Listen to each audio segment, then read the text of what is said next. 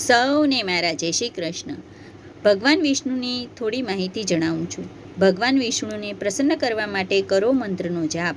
દરેક મનોકામના પૂર્ણ થશે જો તે નિયમિત રીતે શાસ્ત્ર અને વિધિ અનુસાર કરવામાં આવે તો તે ખૂબ ફળદાયી છે.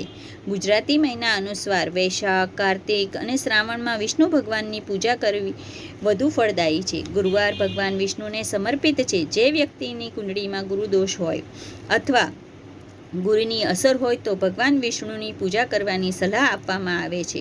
વિષ્ણુની પૂજા તેમજ વ્રત કરવાથી તમામ સમસ્યાઓ દૂર થાય છે. તેમજ ભગવાન વિષ્ણુની સાથે મા લક્ષ્મી પણ પ્રસન્ન થાય છે. દરરોજ વિષ્ણુ ભગવાનનો મંત્રનો જાપ કરવાથી વ્યક્તિની તમામ મુશ્કેલીઓમાંથી મુક્તિ મળે છે અને ધન સંપત્તિ મળે છે. કોઈ પણ મંત્ર 108 વાર જપ કરવા જોઈએ. ભગવાન વિષ્ણુના પવિત્ર મંત્રો: પહેલું, ઓમ નમો ભગવતે વાસુદેવાય.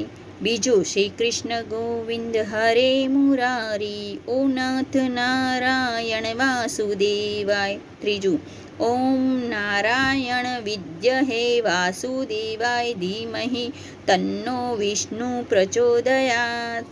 ચોથું, ઓમ વિષ્ણવે નમઃ. પાંચમું, ઓમ નમો નારાયણ શ્રીમન્નારાયણ નારાયણ હરિ હરિ. આ મંત્રોનો જાપ કરવાથી જીવનની તમામ મુશ્કેલીઓમાંથી મુક્તિ મળે છે.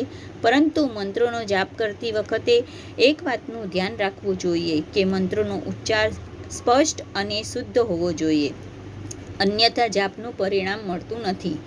જો તમને આ વિડીયો પસંદ આવ્યો હોય તો લાઈક કરજો, સબસ્ક્રાઈબ કરજો અને બેલ આઇકનનું બટન પ્રેસ કરજો. ધન્યવાદ. જય વિષ્ણુ ભગવાન, જય મા લક્ષ્મી માં.